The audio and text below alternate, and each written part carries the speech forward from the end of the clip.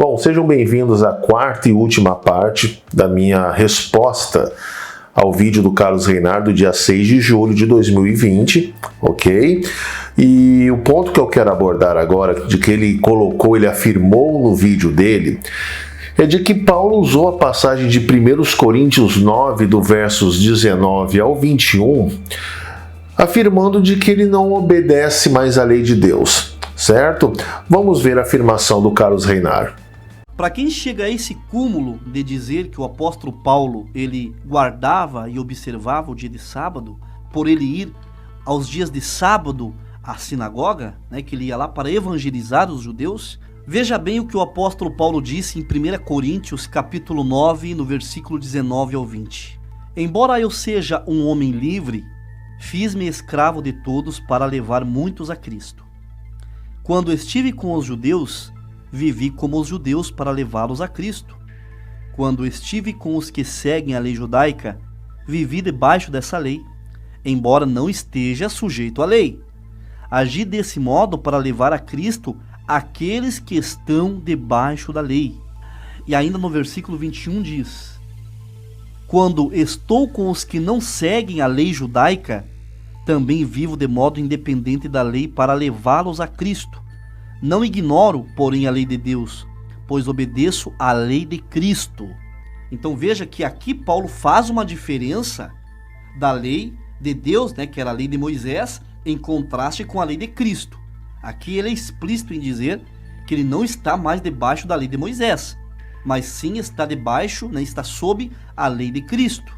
A primeira problemática dessa situação é que o Carlos Reinardo apresentou uma versão bíblica na qual eu não consegui identificar, que contém palavras ali que realmente convém ao tipo de interpretação de que ele quis dar a esses versos bíblicos. Então, sendo assim, eu sou obrigado a fazer uma exegese desses 3 versos que ele colocou, para a gente ver realmente qual foi a real mensagem de Paulo. Vamos analisar então esta passagem no grego koiné através do manuscrito legítimo.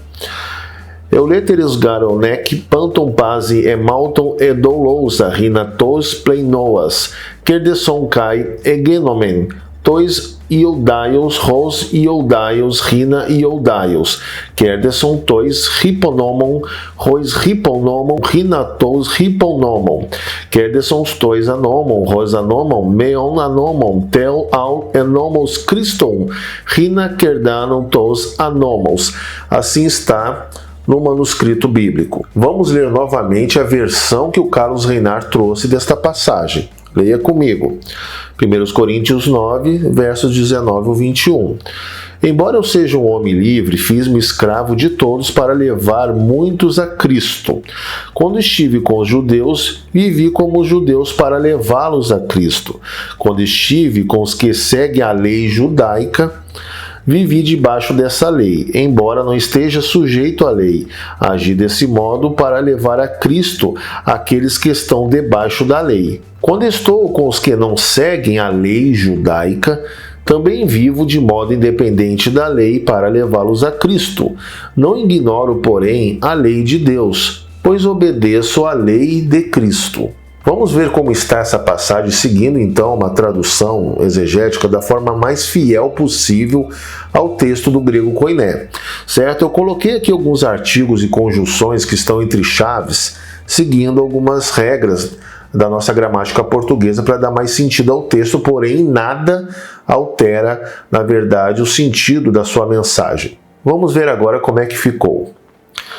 Livre para ser de todos, para todos eu mesmo me tornei servo, para que a muitos eu possa ganhar, e me tornei aos judeus como judeus, para que os judeus eu possa ganhar, aos debaixo da lei como debaixo da lei, não sendo tal mesmo debaixo da lei, para que os debaixo da lei eu possa ganhar. Agora, para aqueles que não têm lei, como sem lei, não sendo eu sem a lei de Deus, para a Cristo eu possa ganhar os fora da lei. Vocês conseguiram notar a grande diferença de uma versão em que ela foi defraudada, na verdade, e de uma tradução diretamente dos textos do grego koiné? Aqui Paulo em nenhuma hipótese estava falando que ele não estava sob a lei de Deus, de que ele não obedecia à lei de Deus, e tampouco citou uma segunda lei, como a lei de Cristo substituta a lei de Deus. Vejam bem, nesse bloco de versos, Paulo disse ele mesmo de que ele não deixa de seguir a lei de Deus. Ele foi bem claro, bem enfático aqui. Mas por que ele fez essa afirmação? E me tornei os judeus como os judeus, para que os judeus eu possa ganhar, e aos debaixo da lei como debaixo da lei, não sendo tal mesmo debaixo da lei, para que os debaixo da lei eu possa ganhar. Conforme eu mesmo já falei a vocês nos meus vídeos de resposta ao Carlos Reinar, que realmente nas Escrituras não existe nomenclaturas diferenciando mandamentos da lei de Deus de aspecto moral, de conduta, e mandamentos de aspectos ritualísticos. Mas nós devemos saber que para um hebreu da época, eles facilmente distinguiam entre uma coisa e outra, certo? Com muito mais facilidade do que nós. Então não há como interpretar diferente mediante essas afirmações de Paulo, de que ali ele estava se tratando da lei em relação aos judeus de aspectos cerimonialistas, pois os judaizantes pregavam contra o sacrifício de Cristo. Eles tiveram muita dificuldade de abandonar todos os rituais de expiação, de outras oblações também, para aceitar o sacrifício único de Cristo, para expiação dos pecados e adentrarem na aliança com Deus, certo? Então, provavelmente não há como interpretar de forma diferente de que Paulo ali estava se tratando desse tipo de lei, certo? Convencendo então os judeus a abandonarem esses rituais. Então, com certeza, era esse tipo de trabalho que Paulo fazia meio aos judeus, certo? Os convencendo do sacrifício único e definitivo de Cristo. Não há como interpretar diferente, ou Paulo estava se contradizendo. Vamos terminar então esse ponto citando algumas afirmações de Paulo. Atos dos Apóstolos 24:14. Defesa de Paulo ao governador Félix. O que Paulo disse em relação à lei de Deus? Mas confesso-te isto, que seguindo o caminho a que eles chamam seita, assim sirvo a Deus de nossos pais, crendo tudo quanto está escrito na lei e nos profetas. Vamos ler também Romanos 2, versos 13 ao 15, que já foi até lido nesses meus vídeos, mas vamos reforçar, né? Pois não são justos diante de Deus os que só ouvem a lei, mas serão justificados os que praticam a lei, pois mostram a obra da lei escrita em seus corações, testificando juntamente a sua consciência e os seus pensamentos, quer acusando-os, quer defendendo-os. Então, para terminar, Romanos 7, versos 24 e 25, que diz: Miserável ser humano que sou, quem me libertará deste corpo de morte? Graças a Deus por Jesus Cristo nosso Senhor, de modo que eu mesmo com a razão sirvo a lei de Deus, mas com a carne a lei do pecado. Em relação à lei do pecado, lei do Espírito, nós já tratamos sobre isso no vídeo resposta passado. E há outras passagens, várias passagens, nas quais vemos Paulo enaltecendo a lei de Deus e jamais rebaixando a lei de Deus. E sobre a exegese que eu fiz nesse tema, se eu for apresentar aqui todas as referências de todos os vocábulos destes 3 versículos, iria delongar demais esse vídeo. Mas quem quiser, me chame no WhatsApp que eu estarei enviando em formato de texto, certo? A exegese vocábulo por vocábulo. Bom, o próximo tema aqui que eu quero colocar em análise, que o Carlos Reinar afirmou, na verdade é que ele fez numa tigela só, ele misturou várias coisas, certo? Ele diz primeiro que o sábado é só para os israelitas, e eu já provei nos vídeos respostas passados de que não. Ele diz que a Escritura se refere ao sábado como estatuto perpétuo. Mas aí que ele quis colocar como base para a oposição dele de que o sacerdócio, ele findou, né? Então ele quis referir que o sacerdócio ele era perpétuo, Deus falou que era perpétuo, mas acabou, o sacerdócio levítico. Porém, Deus não falou que o sacerdócio levítico ele era perpétuo, pois o Reinar usou uma passagem se referindo ao toque das trombetas, o shofar. que seria o estatuto perpétuo aos levitas, certo? Eu vou tratar sobre esse assunto também. E Carlos Reinardo também usou da circuncisão, né, de que Deus falou que era um estatuto perpétuo, mas a circuncisão acabou, utilizando também a passagem de Gálatas 5, 2, 6, e por último, diz que sábado e circuncisão era da lei, né? E como circuncisão ela acabou, né, o sábado também acabou, né? Vejam da boca dele as afirmações. Outra coisa que eu quero questionar aqui, argumentar com o senhor Asher, é que se o sábado ele é um mandamento, um estatuto perpétuo, imutável, aonde está hoje, em nossos dias, o sacerdócio araônico? Porque Deus fez uma aliança com o sacerdócio que provinha de Arão, fez um pacto, uma aliança perpétua. Me diga onde está hoje o toque das trombetas. Os filhos de Arão tinham que tocar as trombetas em um estatuto perpétuo, porque vocês, judaizantes, vocês afirmam que Êxodo capítulo 31, versículo 16, está em vigência até os dias de hoje, mesmo depois de Jesus ter instituído uma nova aliança, um novo pacto. Êxodo 31, 16 diz: guardarão, pois, o sábado os filhos de Israel, celebrando o sábado nas suas gerações por concerto perpétuo. Só que neste versículo que vocês apresentam para provar a perpetuidade do sábado mesmo após a nova aliança, aqui está mandando os filhos de Israel guardar o sábado e não os gentios. Então era exclusivamente para Israel. E nem tudo que é perpétuo é sinônimo de duradouro. A circuncisão, por exemplo, foi dada a Abraão como uma aliança perpétua. Gênesis 17, 13. Com efeito, será circuncidado o nascido em tua casa e o comprado por teu dinheiro. E estará o meu concerto na vossa carne por concerto perpétuo. E em Gálatas capítulo 5, versículo 3 ao 6, esse estatuto perpétuo que foi dado a Abraão foi anulado por Deus. E, de novo, protesto a todo homem que se deixa circuncidar, que está obrigado a guardar toda a lei. Separados estáis de Cristo, vós os que vos justificais pela lei, da graça tendes caído. Porque nós, pelo Espírito da fé, guardamos a esperança de justiça. Porque em Jesus Cristo, nem a circuncisão, nem a incircuncisão tem virtude alguma, mas sim a fé que opera por amor. Toda lei, sem essa divisão chula, né, que os judaizantes fazem, lei cerimonial, lei moral, o sábado era da lei, dessa única lei de Deus. A circuncisão também foi inserida na lei. E aqui diz: todo homem que se deixar circuncidar terá obrigação, será obrigado a guardar toda a lei. O mesmo se diz na questão do sábado.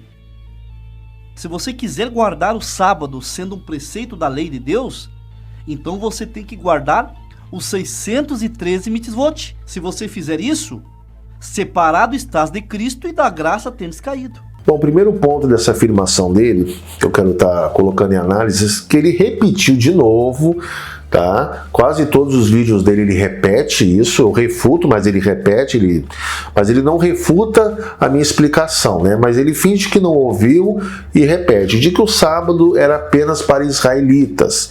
Essa já é uma ideia fixada na cabeça do povo.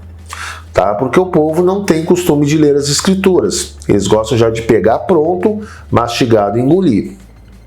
Eu tenho um estudo referente a isso, bem completo, depois acesse no meu canal, a capa dele é essa que vocês estão vendo, certo? Mas também sugiro uma leitura rápida de Levítico 24 e 22, de Deus falando de que a sua lei era tanto para o natural de Israel, quanto para os estrangeiros, né, que quisesse fazer parte do seu povo, deveria também abandonar os seus costumes e seguir a lei de Deus, certo? E também Isaías 56, onde Deus convida todo gentil, ou seja, não natural de Israel, a guardar o seu sábado e ser aceito por ele. Então não há como entender errado, não há como entender por outra tangente. Bom, agora eu vou refutar essas afirmações de que as escrituras dizem que o sábado era mandamento perpétuo, assim como o sacerdócio arônico e circuncisão. E tais acabaram, e citou ainda Gálatas 5, do versos 2 ao 6. Vou explicar isso por partes. Em relação ao sábado, ele não tem ligação nenhuma com o sacerdócio levítico, não tem ligação nenhuma com circuncisão, não tem nada a ver uma coisa com a outra. Vocês que me seguem no meu canal já estão carecas de ver eu explicando do que se trata o mandamento do sétimo dia. O sábado que está aqui sendo tratado é o do sétimo dia. Existem duas naturezas de sábados. Também tem um estudo no meu canal explicando detalhadamente isso. Assistam depois. Mas voltando em questão do sétimo dia, quem me assiste já está sabendo, já está careca de saber, de que o sábado se trata então de um memorial à criação de toda a vida. Não tem nada a ver com circuncisão, não tem nada a ver com sacerdócio, não tem nada a ver com essa história que o Carlos Reinhardt está inventando. Já sobre o sacerdócio levítico da linhagem de Arão, que o Carlos também usou, misturou tudo numa bagunça, não tem nada a ver uma coisa com a outra, certo? Porque Deus mandou tocar as trombetas por estatuto perpétuo, mas acabou o sacerdócio levítico. O que tem a ver com o sábado isso?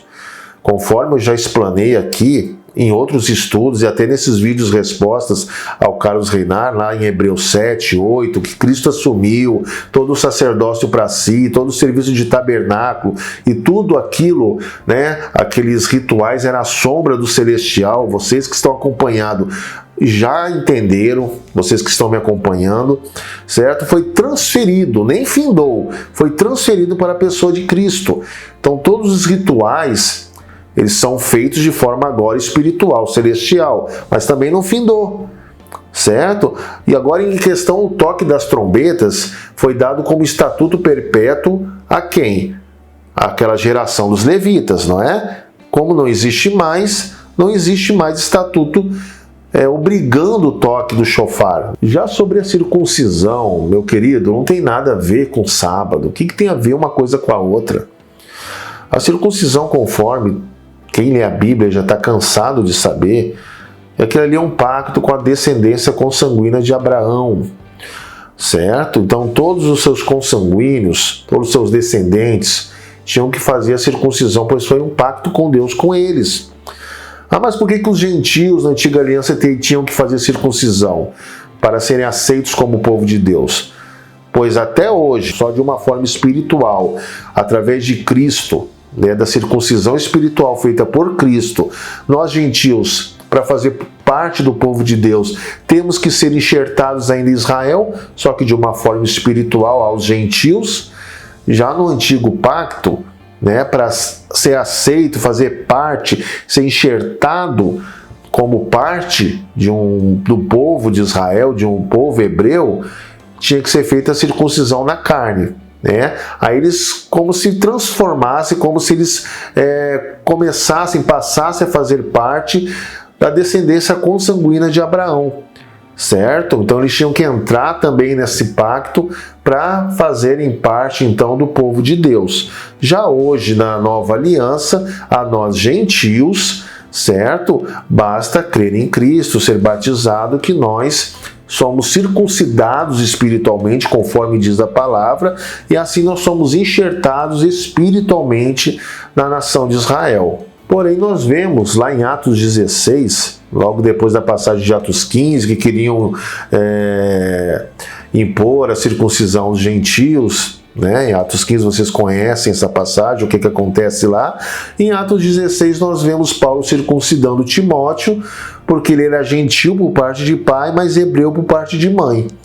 Para vocês verem o que eu estou falando. Já sobre a citação do Reinhardt de Gálatas 5, do verso 2 ao 6. Gente, pelo amor de Deus, adquira o costume de ler o contexto inteiro. Não ler só uma passagem de Gálatas, leia Gálatas inteira. Não só uma passagem de Efésios, leiam Efésios inteiro. Para vocês entenderem a mensagem, entenderem a situação, certo? Que levou o tal apóstolo a escrever para eles. Não leiam só versículos. Se vocês lerem Gálatas, desde o início, vocês vão ver que uma das situações que Paulo estava combatendo ali era o quê? Os judaizantes tentando convencer aquele povo celta recém-convertido a Cristo de que o sacrifício de Cristo não era suficiente para fazerem parte da aliança com Deus. Estavam tentando impor circuncisão, sacrifícios e todos os rituais, certo? Dos chamados de mandamentos cerimoniais. Leem tudo, não tem nada a ver, Gálatas, com os mandamentos de ordem de conduta, com o sábado. Outra afirmação que o Carlos Reinart colocou, que eu quero estar debatendo, que ele falou que o sábado e circuncisão era da lei. Então, se um findou, outro também findou. Certo? Carlos Reinart, todo mandamento ele é integrante da lei de Deus. Não matar, não roubar, não praticar homossexualismo, não fazer tatuagem, honrar pai e mãe, papapá. Não existe mandamento que não é da lei. Conforme eu já expliquei nos vídeos anteriores, a lei é um conjunto de mandamentos de Deus, assim como uma biblioteca é um conjunto de livros, um chaveiro é um conjunto de chaves, certo? Não tem como fazer essa separação. E sobre a situação de que você tanto se apegou nessa sua afirmação de que o sábado foi falado que é estatuto perpétuo, assim como o toque do chofar aos levitas eram, mas findou. Bom, o vocábulo hebraico, massorético, certo? Para eterno é o vocábulo olam, conforme vocês podem ver aí até a sua referência bibliográfica. Nós devemos compreender esse vocábulo, que ele se trata de algo eterno, né? Duradouro para sempre, de uma forma geral para todos, ou definido, fechado para um certo grupo ou certas situações. Então, quando um grupo e uma situação ela finda, certo? Então, aquilo que é duradouro para eles finda também. Então, Carlos Reinart, nós devemos obrigatoriamente compreender o contexto no qual tal palavra está inserida, para a gente entender a mensagem, né, de que ela está nos passando. E também é muito importante a gente compreender um pouquinho daquela cultura semítica, daquele povo, daquela época, e da forma que eles tinham de compreender uma situação e transmitir também o conhecimento e a mensagem deles. Então você não pode sair questionando a esmo, né, um mandamento que foi dado como olam, eterno, certo? Por causa de algumas situações que eu já expliquei, que também foi dada como olam, eterno para certo grupo ou certas situações. Vou só te dar alguns exemplos para sua tese cair por terra. Por exemplo, a proibição de comermos sangue, em Levítico 3,17, foi dado como estatuto perpétuo, foi utilizado o vocábulo olam, certo? E dura até hoje. Sobre o arco-íris, um sinal que Deus deu, né, após o dilúvio, de que não destruiria mais a terra sob o dilúvio, o arco-íris existe até hoje. Foi dado como estatuto perpétuo, o vocábulo olam também está presente ali. Outra coisa, a afirmação de que Deus é eterno, em Gênesis 21:33. Eterno é representado pelo vocábulo olam. Deus não continua eterno e sempre vai ser? Outra afirmação de que Deus reinará para toda eternidade, em Êxodos 15:18, certo? Ali está sendo utilizado o vocábulo olam. E agora, Carlos Reinart? Este é só um exemplo de várias passagens em que o vocábulo olam é utilizado e permanecerá para sempre, tá? Só um sinal de alerta para você prestar mais atenção. Bom, Carlos Reinart também citou Gálatas 3:24 e Romanos 10:4, né, que o fim da lei é Cristo para a justiça de todo aquele que crê. Vejam aí. Aos Gálatas, capítulo 3, versículo 24, diz que o fim da lei é Cristo. Romanos 10:4 também diz, porque o fim da lei é Cristo para a justiça de todo aquele que nele crê. Bom, sobre essa afirmação, quem já acompanha meu canal e até esses vídeos respostas que eu estou dando ao Reinart, nem precisa eu estar me delongando nisso. O fim da lei é Cristo para a justiça. Na verdade, ali é justificação. Ok? O que é justificação? É diferente de santificação. Justificação é você se tornar inocente novamente perante Deus, com o seu pecado, a sua culpa perdoada, apagada. Então, qual que é a lei que tornava o seu pecado nulo, que lhe trazia expiação. Qual que é? Nós já lemos sobre isso aqui, nem preciso ficar repetindo. Eu já mostrei várias vezes por Reinar, mas ele finge que não entende, que não leu, que não ouviu e volta a querer tocar nesse assunto. Imagina se o fim dos mandamentos de ordem moral fosse Cristo. Imaginem o caos que seria, não tem nem lógica essa situação. E para terminar, essa sequência de 4 vídeos respostas, última afirmação do Reinar aqui, que eu nem sei por que ele fez de novo. Citou Hebreus 7:12, Hebreus 18, versos 19 e Hebreus 8:7, falando, onde fala que mudou o sacerdócio, há uma mudança da lei. Bom, eu já expliquei isso aqui diversas vezes. Veja a afirmação dele. Hebreus capítulo 7, versículo 12. Porque mudando-se o sacerdócio, necessariamente se fez também mudança de lei. Aqui diz que mudou o sacerdócio, não é mais sacerdotes humanos. Jesus Cristo se tornou o sumo sacerdote e houve mudança de lei. Não houve uma gambiarra, como os judaizantes falam. Não houve um remendo na nova aliança. Hebreus capítulo 7, 18 e 19. Porque o precedente mandamento é abrogado por causa da sua fraqueza e inutilidade. Pois a lei nenhuma coisa aperfeiçoou, e dessa sorte é introduzida uma melhor esperança pela qual chegamos a Deus, que é o novo concerto e a nova aliança. Hebreus capítulo 8, versículo 7 diz: porque se aquele primeiro for irrepreensível, nunca se teria buscado lugar para o segundo. Então a lei de Moisés, a lei de Deus dada a Moisés, que era uma só lei, sem divisão, ela foi cancelada por Cristo. Bom, então a passagem de Hebreus 7 e parte da de Hebreus 8, eu tenho um estudo completo sobre a mudança de sacerdócio dentro dos manuscritos legítimos e seus idiomas originais. A capa está aí, acessem no meu canal, certo? Eu vou só dar uma breve explicação. Esta passagem ela diz que ela relata sobre a linhagem de sucessão sacerdotal dos levitas, da linhagem de Arão, certo? Que foi ordenada por Deus. Como Cristo ele era da tribo de Judá, na qual nenhum tipo de sacerdócio foi incumbido por Deus, então para Cristo assumir isso, ele teve que assumir o sacerdócio não na linhagem arônica, levítica, e sim na linhagem espiritual de Melquisedeque. E no texto legítimo, no grego koiné, onde fala que mudando-se o sacerdócio também mudou a lei, ali a expressão mudou a lei não é uma mudança, uma substituição, uma troca de lei, e sim uma transferência, pois a palavra no grego koiné é metáfesis, conforme vocês estão vendo aí até com código de referência. Certo? Então ali diz que, mudando-se o sacerdócio, houve uma transferência de lei das mãos dos levitas para a de Cristo. E a lei ali mencionada é a lei de sucessão sacerdotal, não tem nada a ver com mandamentos de ordem moral, não tem nada a ver aquilo ali. Certo? Então assistam o meu estudo, que eu estou mostrando aqui para vocês novamente, que ali mostra de uma forma bem detalhada, bem exegética, que vocês não vão ter dúvida.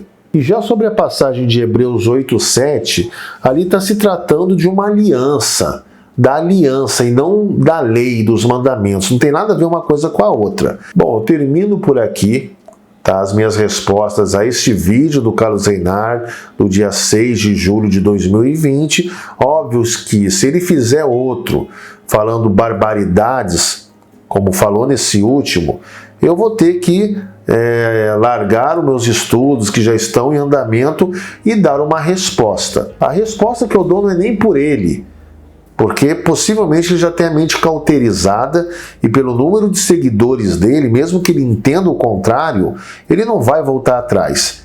Certo? Mas eu dou essa resposta por você que está me assistindo, que estava lá no canal dele e veio ver a minha resposta, certo? Que eu creio que se você tiver humildade e largar as suas convicções de lado, para não defendê-las e sim defender a verdade, você vai compreender aquilo que eu estou querendo transmitir. Então agradeço a sua participação, a sua paciência e acompanhe o meu canal. Você que não é inscrito, se inscreva, ative o ícone do sininho, mas tem que escolher a opção ativar todas as notificações, para que todo estudo você seja automaticamente avisado. E você que já é inscrito, reveja se essa opção realmente está ativa. Ok? Também acesse o site ccbestudos.com, que lá tem todos os estudos em vídeo, em texto também, e você poderá fazer download de ambos os formatos. E também peço que compartilhe os meus vídeos aos seus irmãos, a seus amigos, a toda a nossa irmandade, para que todos possam ter acesso à verdadeira mensagem de Deus. Então continue acompanhando o meu canal, que muita coisa profunda da doutrina verdadeira de Deus está para vir. Mais uma vez agradeço e saúdo-lhes com a santa paz de Deus. Até o próximo vídeo.